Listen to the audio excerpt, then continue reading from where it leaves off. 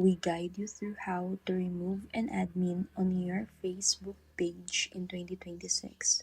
So the first thing you need to do is to open your Facebook app or go to the website and make sure you're logging into the account with admin access because only admin access can remove other admins.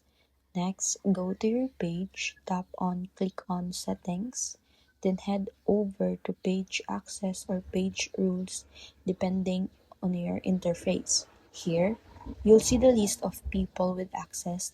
Find the admin you want to remove, click on their name, then select remove access. Facebook will ask you to confirm this action and you may need to enter your password for security. Once confirmed, that admin will immediately lose their control over the page.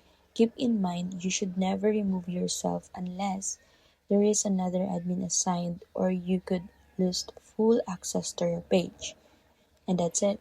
Simply and direct way to manage page rules in 2026.